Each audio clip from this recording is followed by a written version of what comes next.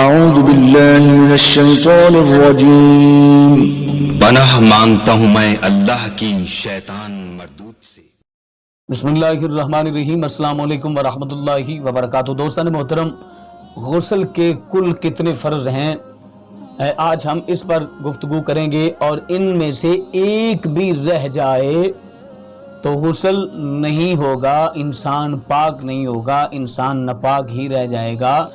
انسان جو ہے وہ ناپاکی کی حالت میں نہ تو نماز پڑھ سکتا ہے، نہ قرآن کی تلاوت کر سکتا ہے۔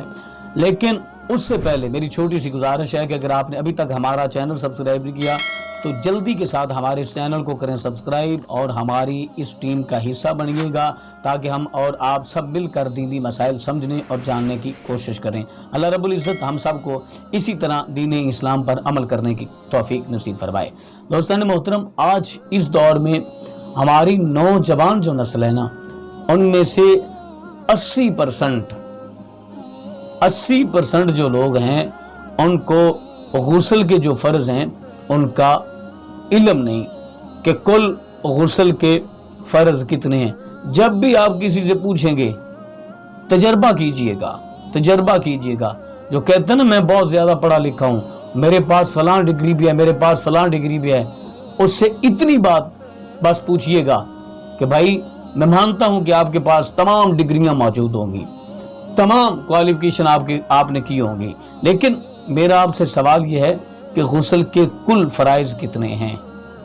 غسل کے کل فرائض کتنے ہیں؟ اور یہ بات کرنے کے بعد اس کے چہرے کی رنگت دیکھنا، اس کا ریاکشن دیکھنا، وہ آپ کو کیا جواب دے گا۔ کیوں کہ ہم ان چیزوں کو جاننے کی کوشش نہیں کرتے، اس لیے کہ ہم ان چیزوں کو سمجھنے کی کوشش نہیں کرتے۔ دوستان محترم، آپ ان چیزوں کو سمجھیے گا۔ ہم اس لیے آپ کے ساتھ اس طرح کی ویڈیوز شیئر کرتے ہیں تاکہ آپ ان چیزوں کو یاد کریں اور ان پر عمل کرنے کی کوشش کریں۔ غسل کے میری جان کل جو فرض ہیں وہ 3 فرض ہیں۔ کتنے؟ 3 فرض ہیں۔ نمبر 1، کلی کرنا، کلی اس انداز سے کرنا کہ یہ جو منہ کے اندر والا خلا ہے اس میں تمام کا تمام حصہ تر ہو جائے، کوئی حصہ بھی جو ہے وہ خشک نہ رہے۔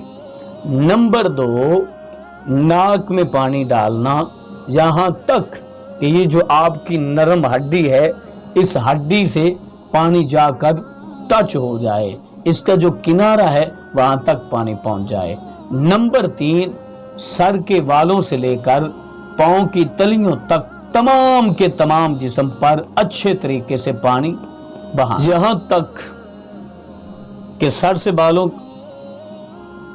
کے بالوں سے لے کر پاؤں کی تلیوں تک جسم کا کوئی حصہ بھی ایک سوئی کے نکے کے برابر، سرے کے برابر بھی آپ کے جسم کا کوئی بھی حصہ خشک نہ رہے۔ اگر کوئی حصہ بھی ایک رائی کے دانے کے برابر بھی خشک رہ گیا، ایک چنے کے دانے کے برابر بھی خشک رہ گیا تو آپ کا غسل نہیں ہوگا، آپ کو پاکی میسر نہیں ہوگی۔ اس لیے آپ اس ویڈیو کو دوبارہ بھی دیکھ سکتے ہیں تاکہ آپ کو یہ چیزیں یاد ہو جائیں۔ میں ایک مرتبہ پھر جلدی کے ساتھ ریپیٹ کر دیتا ہوں۔ نمبر 1، کلی کرنا اس انداز سے کہ آپ کے منہ کے اندر والا حصہ قطعی طور پہ بھی اس پانی سے خشک نہ رہے، بلکہ اس پانی سے تمام کے تمام حصہ جو ہے وہ تر ہو جائے۔ نمبر 2، ناک میں پانی ڈالنا اس انداز کے ساتھ کہ آپ کی ناک کی جو نرم ہڈی ہے وہاں تک پانی پہنچ جائے۔ نمبر 3، آپ اپنے پورے جسم پر اچھے طریقے سے پانی بہائیں، اس انداز کے ساتھ پانی بہائیں کہ آپ کے جسم کا کوئی بھی حصہ ایک بال کے برابر بھی خشک نہ رہے۔